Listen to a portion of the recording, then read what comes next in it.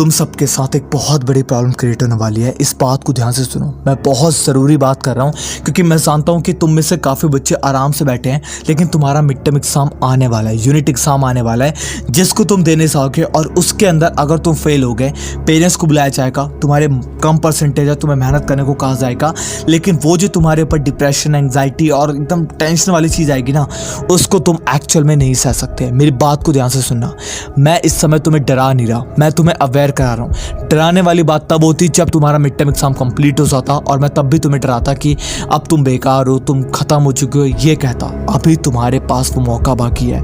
इस बात को ध्यान से सुनना, तुम सब कुछ कर सकते हो, सब कुछ कर सकते हो, लेकिन तुम अपने अंदर की एबिलिटी को पहचान नहीं पा रहे। मेरी बात को सुनो, तुम प्रॉब्लम के अंदर फंसने वाले हो, लेकिन फंसना मत। अगर तुम इस वीडियो में बताएगी सारी टिप्स को अच्छे से फॉलो कर लोगे, सच कह रहा हूं, तुम फंसने से बच जाओगे। मेरी हाथ जोड़ के रिक्वेस्ट है, फंसना मत, फंसना मत। तो मेरी सबसे पहली टिप आती है पावर आवर।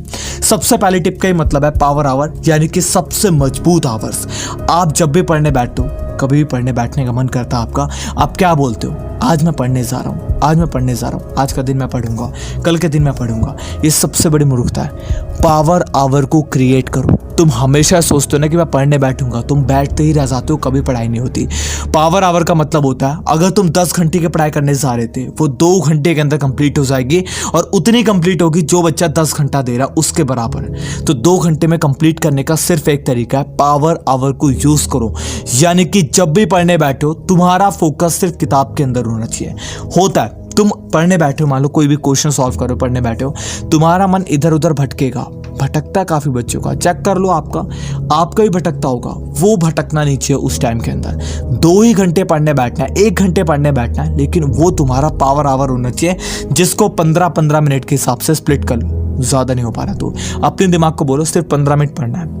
वो 15 मिनट जैसे कंप्लीट होंगे फोकस के साथ, फिर 15 मिनट बैठोगे, वो जैसे कंप्लीट होगा फिर 15 मिनट बैठो, और ऐसे करते हो उठना नहीं है। अपने मन को छोटा छोटा करके ना ठरकाना है और चार पार्ट आपको कंप्लीट कर लेना है, जिसका मतलब है 15 मिनट के हिसाब से 1 घंटा आपका कंप्लीट हो गया। ये सबसे पहली इंपॉर्टेंट टिप है कि पावर आवर से अपने सिलेबस को कंप्लीट करना है। दूसरा और सबसे important method, jaw and JBS। क्योंकि तुम सब बच्चों के सवाल आ रहे थे कि एक्चुअल में तुम्हारे सबसे बेस्ट आवर्स कौन से होते हैं, जिसके अंदर अगर तुम कम भी पढ़ो तो तुम्हारा बेस्ट आउटपुट निकल कर आए। तो ये आवर्स भी आपके एक्चुअल में करेक्ट है। चाहे यहाँ पर बैठे हो, चाहे आप कहीं पर भी बैठे हो, कोई भी स्थान के बच्चों, किसी भी एग्जाम की तैयारी कर रहे हो, ये आपके 2 ऐसे आवर हैं जब आपका दिमाग एकदम प्रोडक्टिव होता है और आउटपुट सबसे ज़्यादा निकलता है। सबसे पहला, जस्ट आवर वेकअप, यानी कि जैसे आप उठते हो सुबह, आपको सुबह ही सुबह अपने समय को बर्बाद नहीं करना। अपना जो है मनोरंजन कर लो, मुंह धो लो, इसमें 5 से 10 मिनट हार्डली लगेगा। उसके बाद पढ़ने बैठो, क्योंकि उस समय आपका माइंड एकदम फ्री है।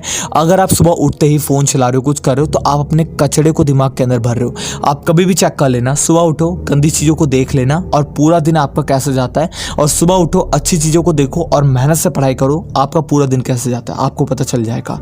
एक पहला मेथड हो गया। और दूसरा जो घंटा आपका वो है जस्ट बिफोर स्लीप, यानी कि जब तुम सोने जा रहे हो तब तुम एकदम से कहेगा कि यार मैं सोने चले जाता हूँ, तो सोने से 2 घंटे पहले खाना खा लो।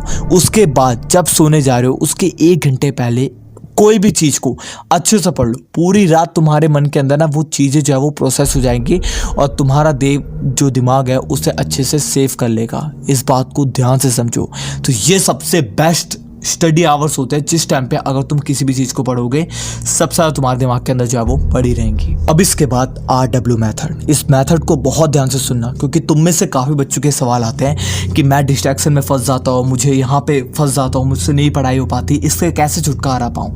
तो इसका सबसे बेस्ट मेथड है RW मेथड। इस डिस्ट्रैक्शन से छुटकारा पाने ही नहीं है, इसको अपना लो।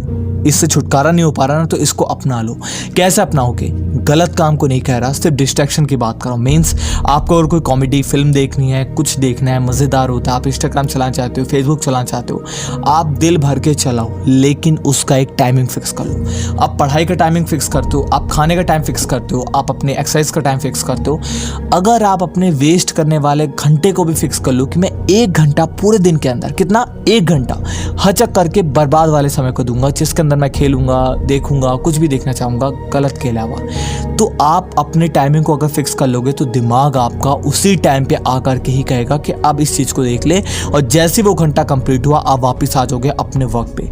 इससे आप अपने जीवन के अंदर मज़े भी करोगे और अपने गोल को भी हासिल कर लोगे। अगर आप सोचो कि यार कल से पढ़ूंगा, अभी तो थोड़ा सा चला गया, मन नहीं कर रहा, तो आप पूरे दिन स्क्रॉल करते रहते हो, पूरा दिन निकल जाता है। इससे बड़े फिक्स टाइम दे दो ना भाई, इतने टाइम के अंदर 4 से 5 में मैं तेरे को फुल मजे दूंगा। 4 से 5 के बाद ना मैं तेरे को देखूंगा ना तो मुझे यहाँ पे सोचेगा। आपका माइंड कहेगा ठीक है ओके 4 से 5 मतलब 4 से 5 फालतू वाला टाइम 4 से 5, ये आपको करना है। इसके बाद जो चौथी टिप आती है आपकी वो है इंजॉय द प्रोसेस। आप हमेशा क्या करते हो, अगर आप फुटबॉल खेलने जा रहे हो, आप शादी में नाच रहे हो, कहीं पर भी कुछ कर रहे हो, आप कितना पसीना बहाते हो, कितना हार्ड वर्क करते हो, लेकिन जब आपसे कहा जाए पढ़ाई करो, नहीं, क्योंकि उसके अंदर मेहनत ज़्यादा नहीं। पढ़ाई के अंदर आप आराम से बैठोगे, पंखे के नीचे बैठोगे, लेकिन नहीं, वो आपसे नहीं होता। मेहनत तो उसके अंदर ज़्यादा है, लेकिन आप इसको कैसे इंजॉय कर रहे हो। तो यही एक्चुअल बात है कि आप पढ़ाई को एंजॉय नहीं कर रहे। अगर आप पढ़ाई को एंजॉय नहीं करोगे तो आप नहीं समझ सकते। एंजॉय करने का सिर्फ एक तरीका है, एक अच्छे टीचर को पकड़ो, एक अच्छे लेक्चर्स को देखना शुरू करो, क्योंकि बोरिंग टीचर पढ़ाई को बोरिंग बना देते हैं, इस बात को समझो। इसके बाद जो लास्ट और सबसे इंपॉर्टेंट टिप आती है वो है एनर्जी। जैसे आइंस्टाइन ने कहा है E=mc², यानी कि आपकी एनर्जी अगर है तभी तक आप जिंदा हो, एनर्जी खत्म तो आप खत्म। तो एनर्जी का काफ़ी इंपॉर्टेंट रोल है हमारी लाइफ के अंदर। तो सबसे इंपॉर्टेंट बात है मोटिवेशन हो गया, इंस्पिरेशन हो गया, ये टाइम टू टाइम लेते रहा करो। मैं भी पहले तक कहता था कि यार मोटिवेशन इंपॉर्टेंट नहीं है, मोटिवेशन से करोगे क्या, बट मुझे एक्चुअल में पता चल गया कि मोटिवेशन इज़ मोस्ट इंपॉर्टेंट।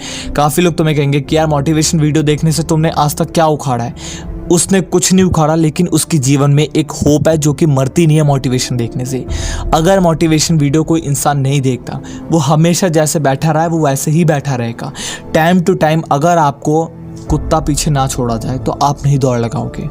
आप एक बार दौड़ लगाना शुरू कर दो अच्छे से, तब आपको बेशक मोटिवेशन की ज़रूरत ना पड़े, लेकिन लंबे समय के लिए आप किसी न किसी इंस्पिरेशन के लिए किताब को पढ़ोगे। ये बड़े बड़े लोग किताबें पढ़ करके क्या करते हैं, इनको क्या मिल रहा है, सब चीज़ तो इनके पास पैसे है, रुपया सब है, किताब पढ़ के ये मोटिवेशन इंस्पिरेशन ले रहे हैं। आप जैसे हमसे वीडियो के फॉर्म में लेते हो, वो किताब के फॉर्म में ले रहे हैं। अब दोनों ही सेम प्रोसेस है। इसको यहाँ पर बहुत ज़्यादा मतलब जो है घटिया कहा जाता है जो वीडियो के प्रोसेस का होता है, बट एक्चुअल में सबसे बेस्ट है। मैं आपको बताऊँ वीडियो के प्रोसेस से मोटिवेशन लेना, क्योंकि इससे आपकी होप नहीं मरती। क्योंकि इंसान को खाना मत दो वो फिर भी जी जाएगा, थोड़े दिन पानी मत दो फिर भी जी जाएगा, लेकिन उसका अगर लक्ष्य मर गया ना, उसकी उम्मीद मर गई, तो वो इंसान तुरंत खत्म हो जाएगा। ये बात बहुत सच है।